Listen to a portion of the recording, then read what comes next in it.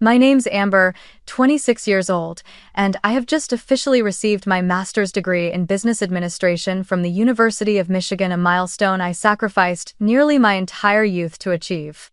Tonight, I chose the Chop House in Ann Arbor, a fine dining restaurant, and reserved a table for four: my father, my mother, my younger sister Emily, and myself. I wanted to make this evening a special moment, a once-in-a-lifetime memory where my whole family would sit together and finally acknowledge my efforts.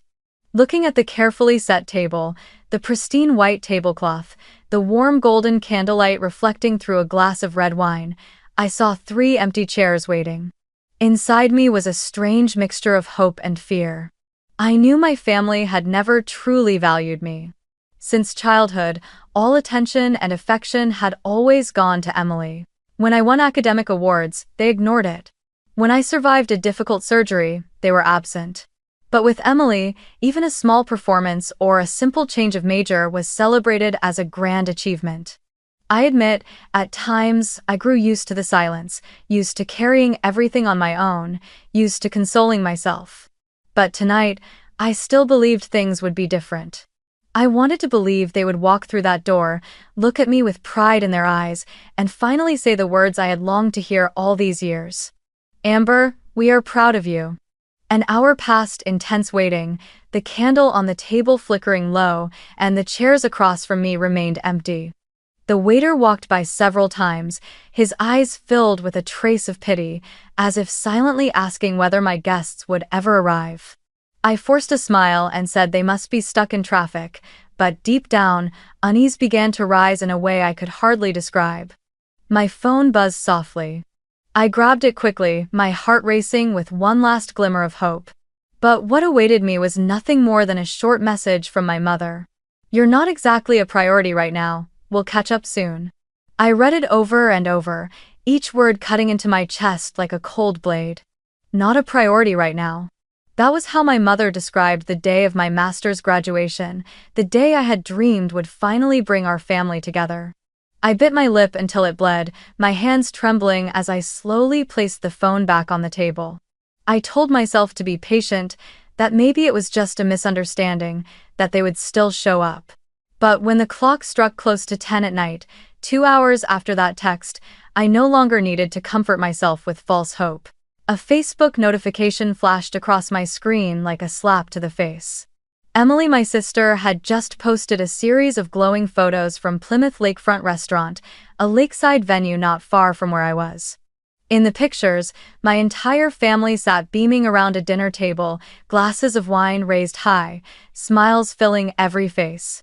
The caption, written with pride, read, "Family night out for the real success story."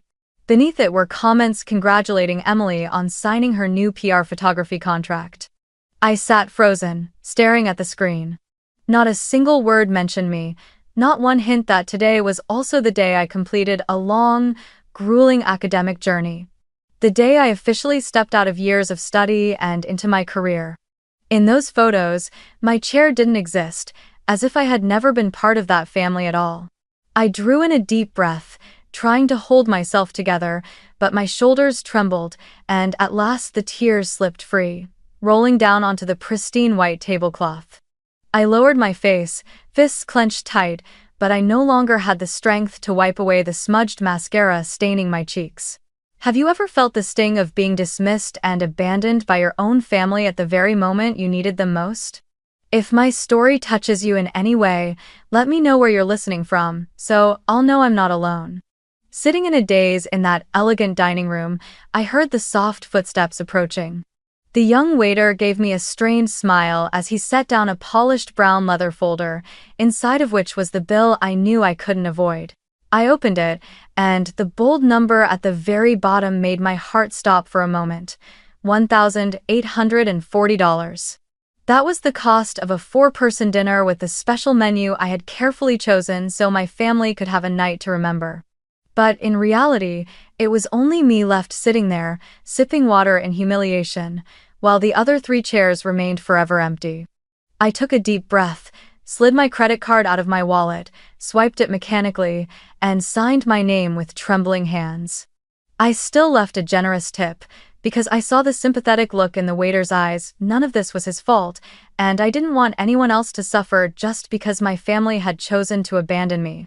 But inside, I felt as though I was plummeting into an abyss, humiliated and suffocated by the weight of pain.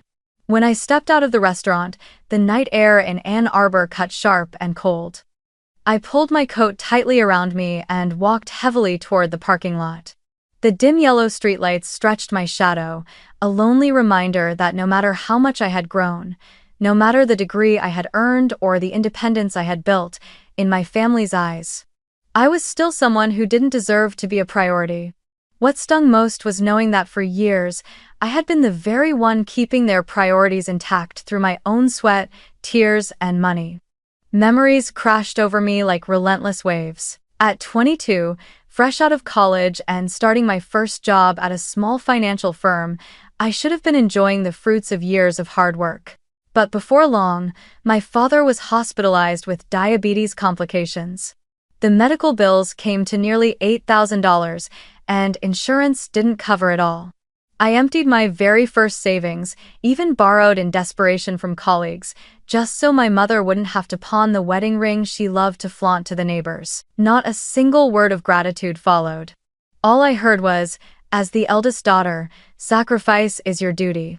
It didn't stop there. A year later, Emily, my spoiled younger sister, decided to drop out of college for the second time. Once again, the family turned to me, pressuring me to pay for her restart, with the excuse that Emily is still young, she needs opportunities, while you're already stable. I shouldered over $15,000 in tuition debt, paying it off in monthly installments, all while I was still struggling to finish paying off my own student loans. Emily attended a few semesters and then quit again, and I kept hearing the same refrain. You have to care for your sister, she's more fragile than you. My mother often turned me into her backup bank as well. Whenever her credit card payments were overdue, she would call me with a voice that was half pleading, half reproachful. You're earning so much, and I have no one else. If you don't help, I'll lose face with my friends. I ended up covering bill after bill, from small debts of a few $100s to nearly $3,000 at a time for reckless shopping sprees. I still remember one month when I refused because my paycheck was too tight. She went silent for days, only to return later with the words, "I'm disappointed in you. You're no different from a stranger." Those words broke me, and I cried all night, before finally pulling money from my savings to cover her balance. Driving home that night, I let those memories wrap tight around my mind. For 4 years, ever since I turned 22, I had not lived for myself.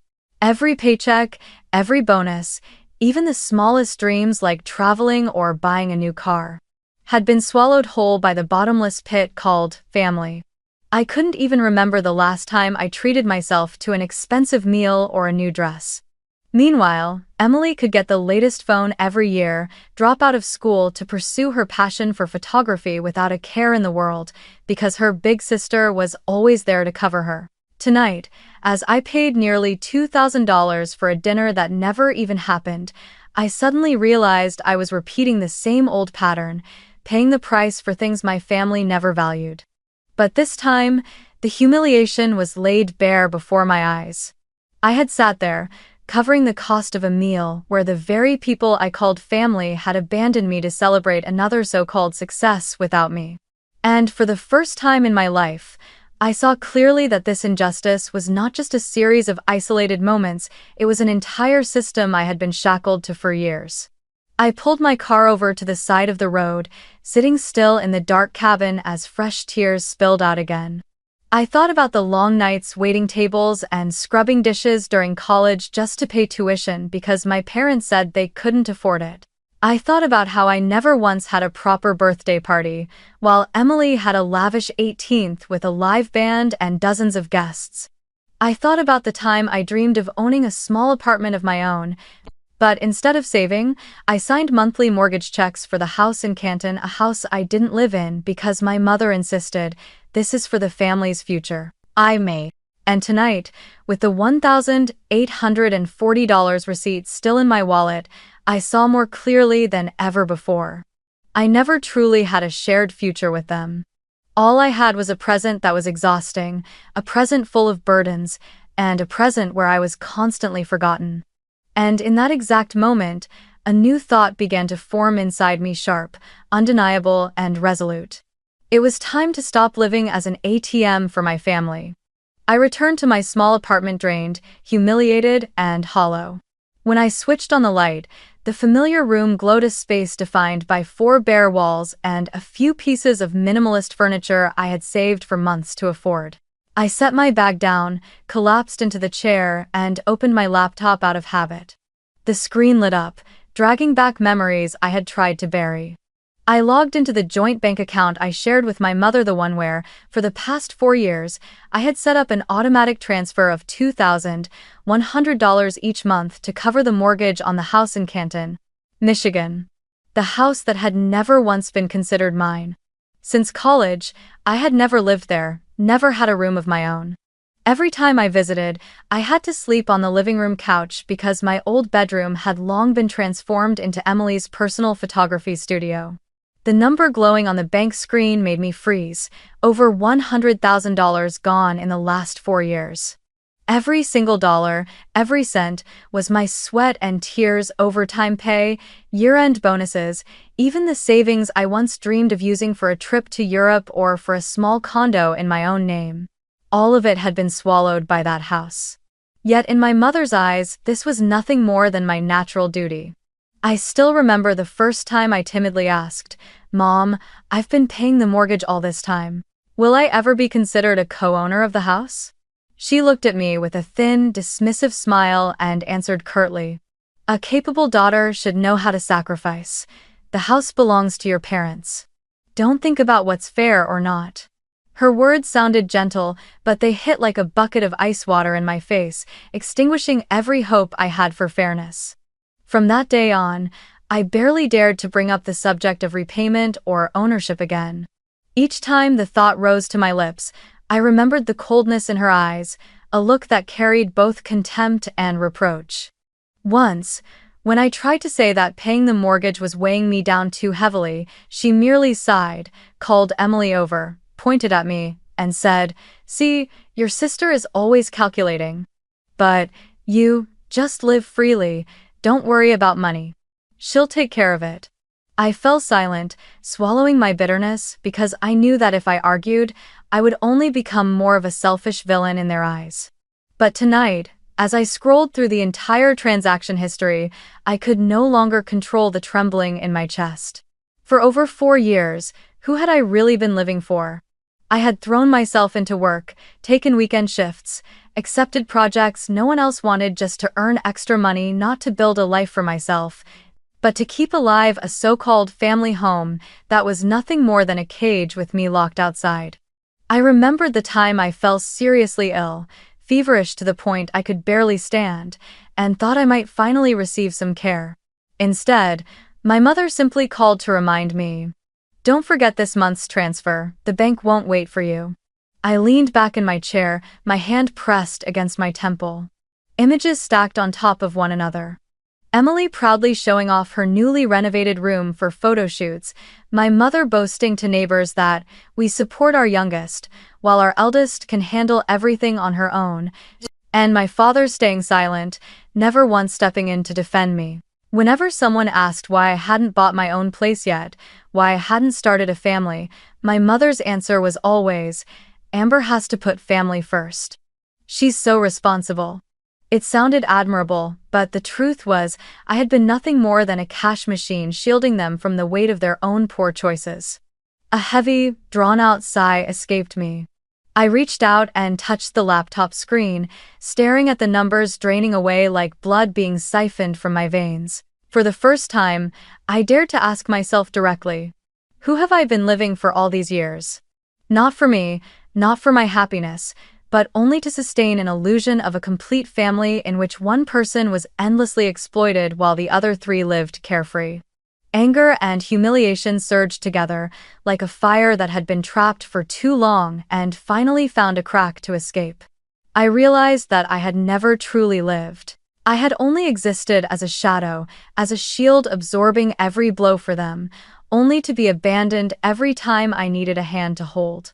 That night at the chop house was not just abandonment, it was the final drop that overflowed the glass, the clearest proof that I had never once been their priority, even though I had paid with my entire youth.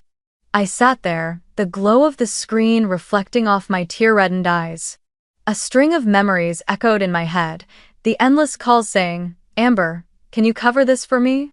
Emily's careless remarks, "You've got money, don't you?" And all the times I fooled myself into believing that was love, that my sacrifices would eventually be recognized. But the truth was different. The truth was, I had been exploited, over and over again.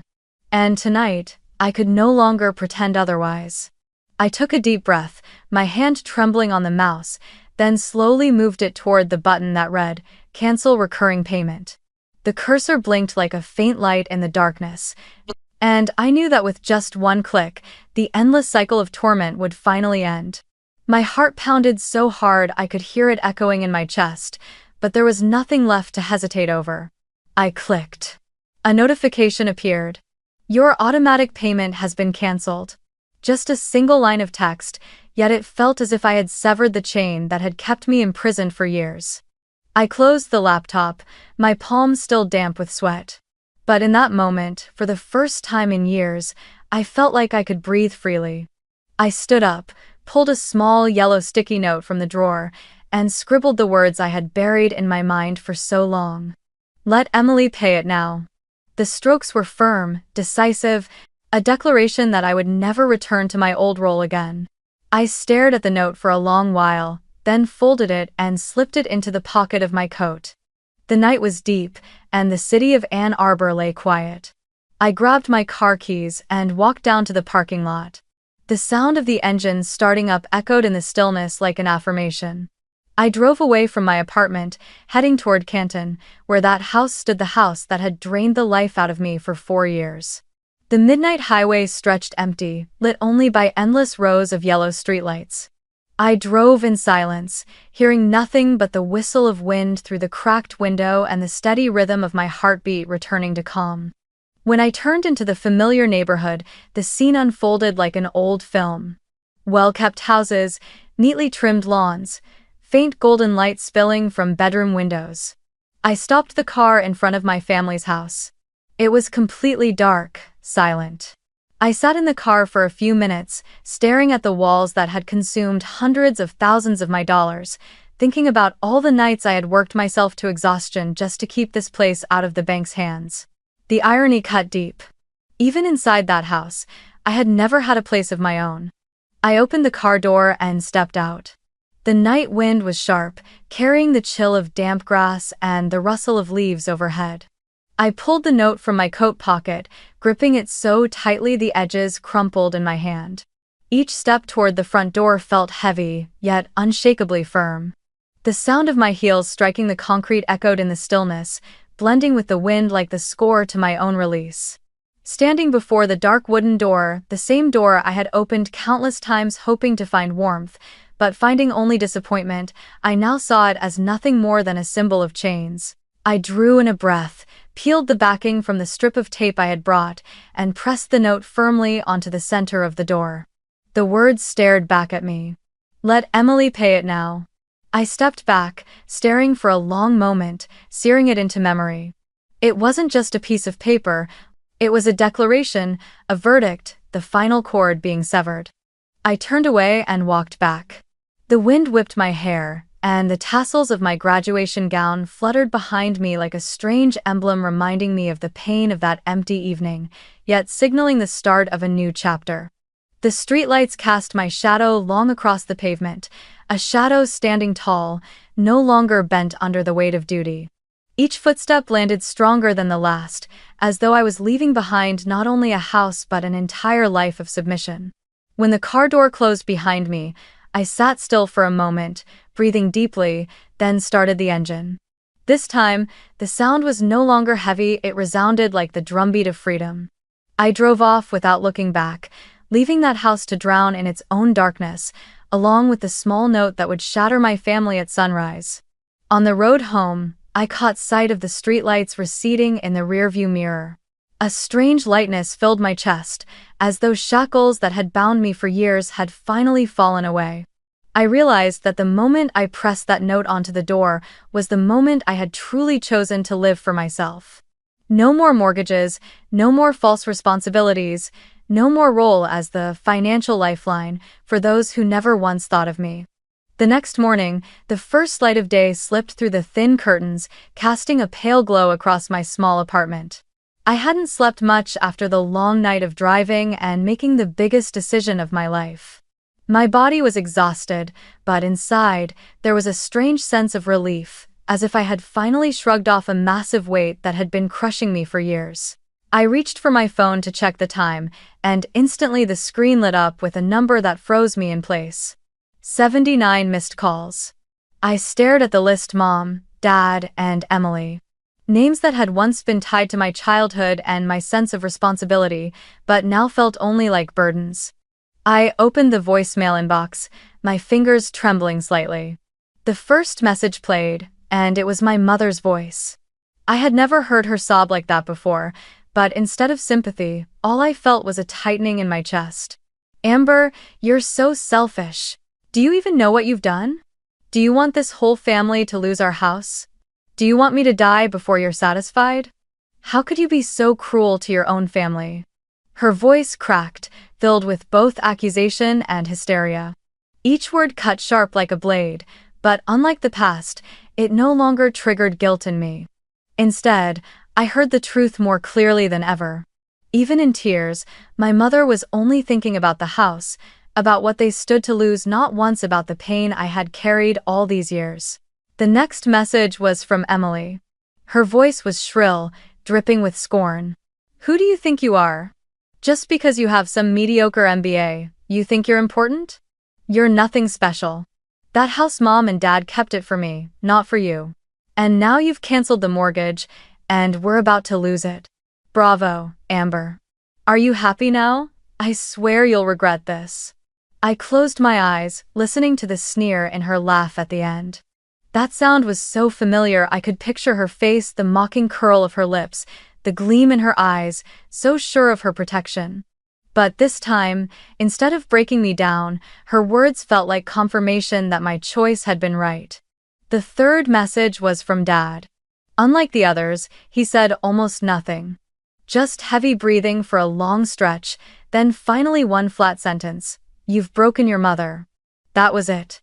No question about how I was, no concern for me. Everything circled back to Mom, to her collapse. I shut off the phone and sat still, feeling something in my chest that was both hollow and burning all at once. I leaned my head back against the sofa, my thoughts tangled. One half of me was furious, wanting to scream that they had exploited me for years, wanting to shout that they were the ones who had destroyed me day by day. But the other half of me was cold, chillingly cold. I no longer felt shocked, no longer surprised. Everything they said, the blame, the mockery, the guilt, was nothing new. It was the same refrain I had lived through for years. It wasn't fresh pain. It was only the raw truth I had tried to ignore. In my family, love had never been two-sided. They had never loved me for who I was. They only loved me when I played the role of lifeline, of bank, of the one who carried all their burdens. As long as I could carry it, I was the good daughter.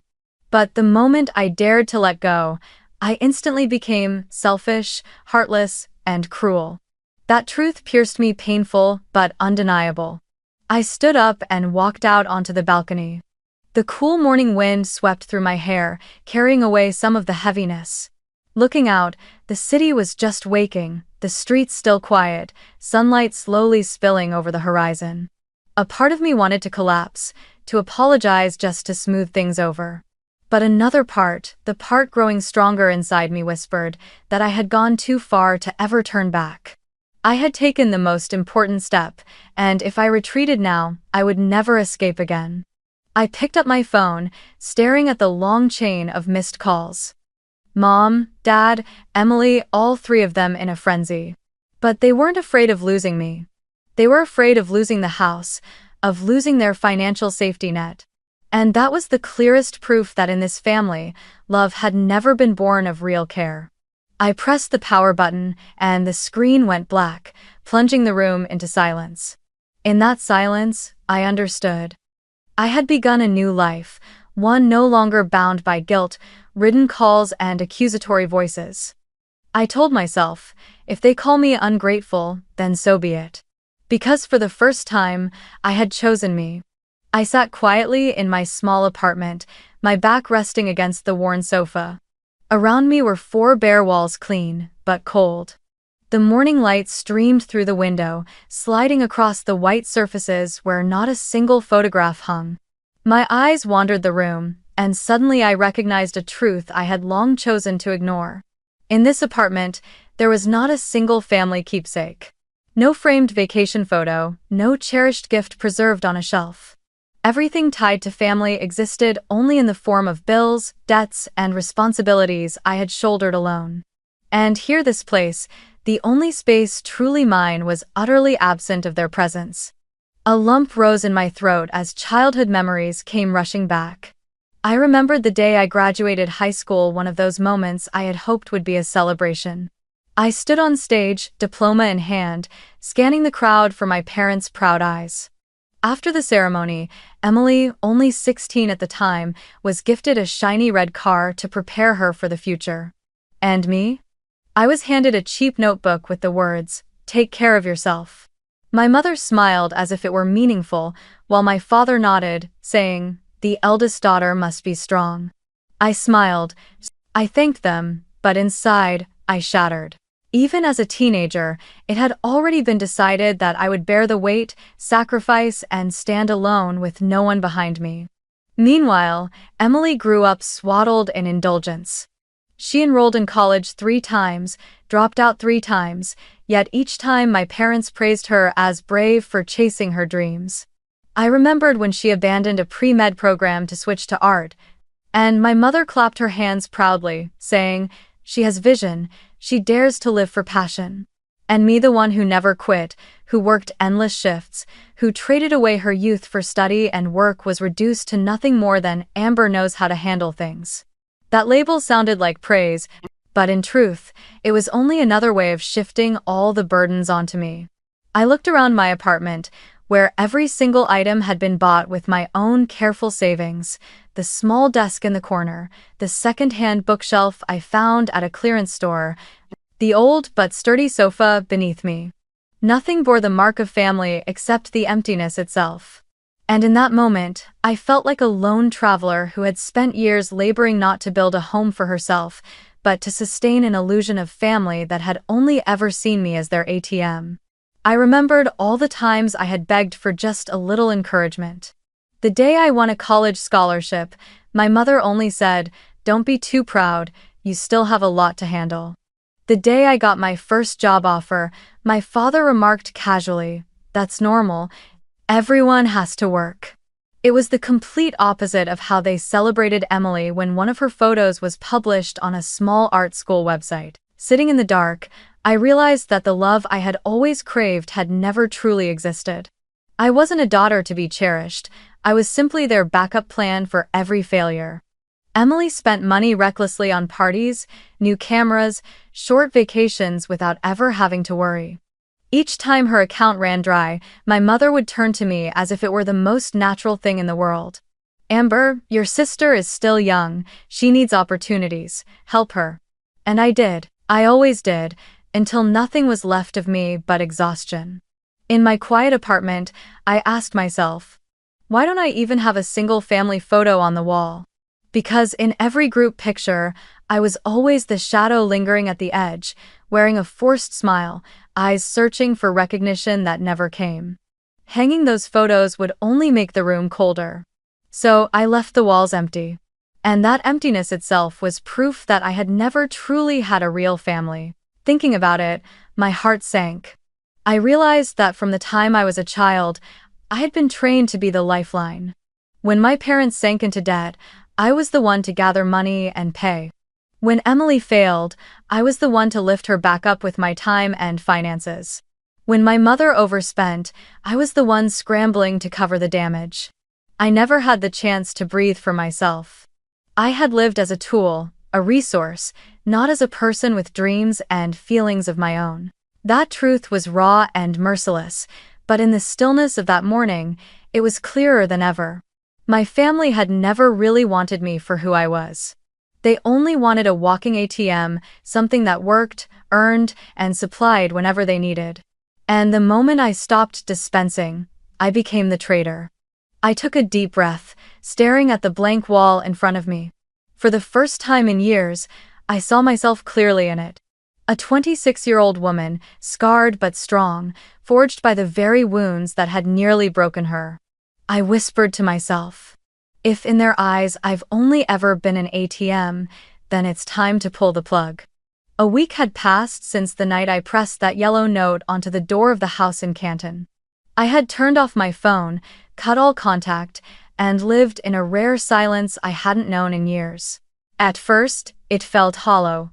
I would wake in the middle of the night, startled, half expecting to hear the familiar ring of my phone demanding something from me. But slowly, that silence became a medicine. I would come home from work, unlock the door to my bare but spotless apartment, and for the first time, it felt like a real home, untouched, unclaimed, a place where no one could force me to sacrifice. But peace doesn't last forever. On Saturday morning, just as I was pouring myself a cup of coffee, a furious pounding rattled my door, loud enough to shake the frame. I froze for a moment, my heart tightening, because I already knew who it was. Slowly, I walked over and peeked through the crack. Out in the hallway stood my mother and Emily. My mother's face was gaunt, while Emily's was flushed with rage. I didn't open the door right away. I let them knock a little longer, until Emily's shrill voice erupted, sharp enough for the neighbors to hear. You canceled the mortgage, the whole family is about to lose the house. Are you insane? Are you trying to put Mom and Dad out on the street? I inhaled deeply, then opened the door, standing face to face with them. Emily's eyes burned with fury, and my mother tried to mask her trembling hands with a forced calm. I looked straight into my sister's eyes, my voice steady but cold as steel. You call it a house, but who's been paying for it these past 4 years? Not you. Now it's your turn. Emily froze for a moment, then let out a mocking laugh, her eyes glinting with contempt. You're always so calculating. You think money is everything. Family is about love, not bills.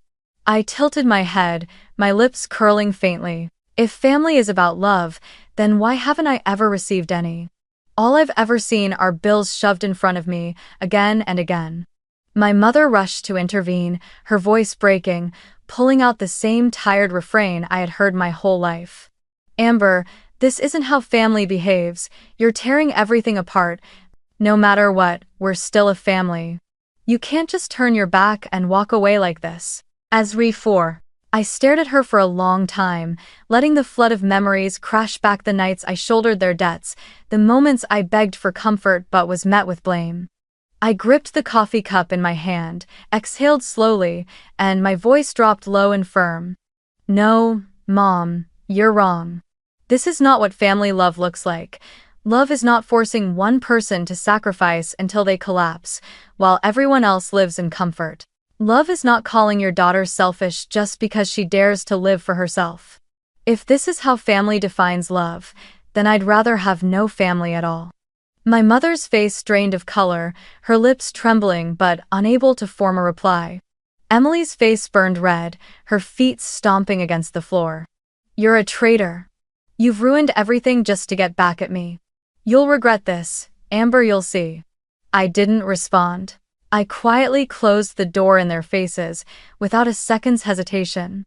Emily's pounding and curses echoed through the hallway, but this time, I didn't rush out, didn't beg them to stop, didn't try to explain. I simply turned away, set my coffee cup on the table, and let the noise rage outside like a storm beating against a wall of steel I had finally built inside myself. Eventually, the commotion faded. I thought they had left, but when I glanced out my apartment window down at the parking lot, I saw Emily still there, yelling into her phone, probably calling someone to play the victim. Her voice carried across the lot, dramatic and piercing, her arms flailing as though performing for the world. My mother sat slumped on a bench, her face buried in her hands. I stood there, watching the scene through the glass. In the past, the moment I saw them in pain, I would have rushed out, desperate to put out the fire, to be the peacemaker, the savior. But now, my feet didn't move. I stayed still, calm, finally recognizing that the responsibility to heal them had never been mine. I no longer owed it to anyone to throw myself into the flames for the very people who had tossed me into them time and time again. My heartbeat was slow, steady. There was no guilt, only a strange, profound calm. I drew the curtains shut, sat back down, and opened my laptop to work as if nothing had happened. Outside, Emily could scream until her voice gave out, and my mother could cry until she was empty, but here in this apartment, I had chosen silence. And for the first time, that silence was not surrender, it was strength. A few days after that heated confrontation with Emily and my mother in the apartment hallway, I thought everything had finally quieted down. I had grown used to the new silence on my phone, used to the absence of texts demanding transfers, used to the sudden freedom of not being dragged into problems that were never mine to solve. But that morning, as I returned from work and reached for my door, I saw my mother sitting silently outside. She wore an old coat, her eyes shadowed with exhaustion, her graying hair falling loosely around her face. In her hands was a crumpled envelope, an official notice from the bank. I slowed my steps, unlocked the door, but she quickly stood up, blocking my way. She held the envelope out, her voice hoarse and raw. "Amber, you can save this family. The bank has sent the final warning. If we don't make this month's payment, we'll lose the house." I looked at the paper in her hand, then at her face streaked with tears, lined with age. In the past, this sight would have been enough to break me, enough to open my wallet and forget every wound I had endured. But now, all I saw was a distance too wide to bridge. I stepped inside, letting her follow, and set my bag on the table. Then I turned back to her, meeting her eyes with a calm but cutting voice. "I've been saving this family for 10 years, Mom. I paid Dad's medical bills. I paid Emily's tuition. I paid off your credit card debt. I kept that house standing for 4 years, even though I never once had a place in it. I have no obligation left." She clenched the envelope tighter, her lips trembling. Taking a shaky step toward me, her voice cracked as she pleaded. "Emily isn't like you. She's fragile, she needs more chances. If we lose the house, she won't survive it. You have to understand she's your sister." I stifled a bitter laugh and shook my head. "No, Mom. She doesn't need another chance, she needs consequences. All these years, every time she failed, the whole family shielded her and shoved the burden onto me. That's exactly why she's never learned responsibility. She always knew someone else would rescue her. If it happens again this time, nothing will ever change." My mother staggered into a chair, burying her face in her hands. Her muffled sobs filled the quiet apartment. I stood there watching, but my heart no longer twisted the way it used to. Instead, I saw the truth laid bare. My mother, who had always imposed her will so forcefully, was finally spent. She had no arguments left, no accusations left to hurl at me. In that moment, for the first time, I saw her admit her own helplessness, not with words, but with tears. She wept, no longer demanding my help, no longer weaponizing love to bind me. She wept like a woman drained of all strength, watching her family crumble without the power to stop it. I sat down across from her, my voice low, stripped of anger, carrying only exhaustion. "Mom, I've given everything. I've sacrificed my youth, my peace, my dreams to hold together a home that I was never truly allowed to be part of. But love can't be built on exploitation. A family can't survive on the shoulders of just one person. If we lose the house today, then that's the price for years of piling every responsibility onto one back." She didn't reply, she just kept her face in her hands, sobbing, her shoulders trembling with each breath. I sat still, watching her, and felt a strange calmness spreading through me. I no longer wished for her to understand, no longer hoped she would change. But at least, in that moment, she didn't deny my words. She didn't accuse, didn't mock, didn't deflect. That silence was its own kind of acknowledgement that everything I had said was true. Time moved slowly in that small room. When her sobs finally quieted, she stood, wiping at her face, clutching the envelope tight. She looked at me with weary eyes, gave a small nod, and turned toward the door. I remained seated, watching as it closed behind her. Inside me, there was no hatred, no triumph. Only a strange serenity, as though at last, I had been released from the role they had chained me to all these years. I was not the family's savior. I was no one's lifeline. I was simply Amber, a human being, with the right to live for myself. In that moment, I knew it was over. There was nothing left to return to, no reason left to keep carrying the weight.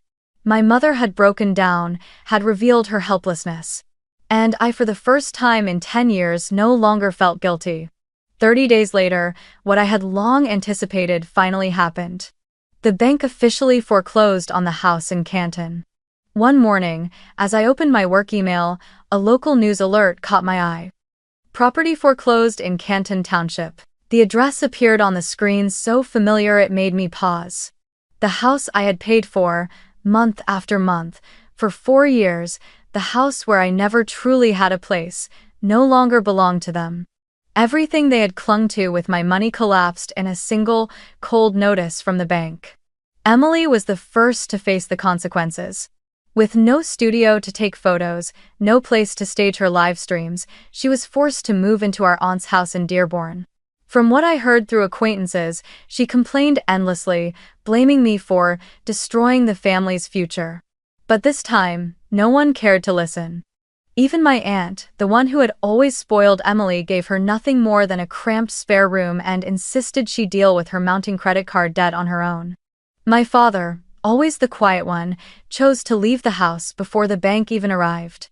He moved into a cheap rental apartment near the industrial district, living like a shadow in silence. My mother, after years of binding her identity to that house, was finally forced to let it go. She moved in with an old friend in Livonia, and since then, I haven't heard a word about her. My family, the facade that once seemed unshakable, the so-called home I sacrificed nearly all my youth to preserve, disintegrated in the span of a single month. As for me, I chose a different path. When the official foreclosure notice reached me as a co-account holder, I felt no guilt. Instead, I felt free. I packed up the few belongings in my Ann Arbor apartment and moved to Chicago, the city I had always dreamed of living in but never dared to, held back by the family's endless demands. I rented a small apartment overlooking a bustling street, opened a savings account in my own name, and for the first time in my life, my monthly paycheck no longer drained into endless bills for others. It stayed with me. I began to give time back to myself. In the mornings, I walked through the park near my apartment, practicing yoga under the pale golden sunlight, letting my body rediscover a steady, peaceful rhythm. In the afternoons, I sat in a small cafe on the corner, reading books, jotting down notes just for me. On weekends, I treated myself to small trips. Strolling along the shores of Lake Michigan, visiting art museums, or sometimes simply sitting by the window, watching the rain fall, allowing my mind to rest. There were no more phone calls demanding, no more voices asking me to cover a bill, no more accusing stares when I failed to please them. There was only me, and for the first time, that was enough. One day, I stood by the lake as the wind whipped hard, sending my hair flying in the salty air. I closed my eyes and drew a deep breath. The cold gusts brushed against my face, carrying away the weight of all those years. I saw my reflection in the water, not hollow, not strained. Just lighter, with a faint smile that, at last, came from within. I understood then that I had stepped through a door, leaving behind the endless cycle of sacrifice and neglect, to finally live a life of my own. Chicago was vast and bustling, yet I never felt lonely. On the contrary, I felt freedom in every step. I no longer needed to prove my worth to anyone. I was no longer bound by false promises or manipulative tears. I began to write new plans for the future, a future that, for the first time, I would decide.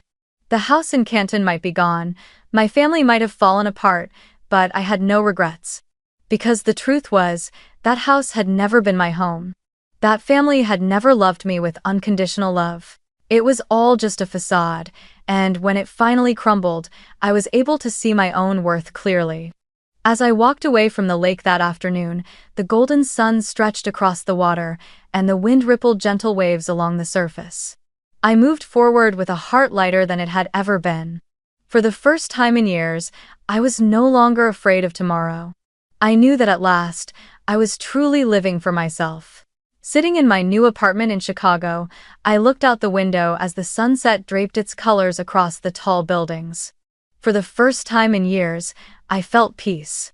No more relentless phone calls, no more accusations, no more endless bills piled on my shoulders. Just me, my own breath, and a life beginning anew. I spoke to myself, and to anyone listening to this story.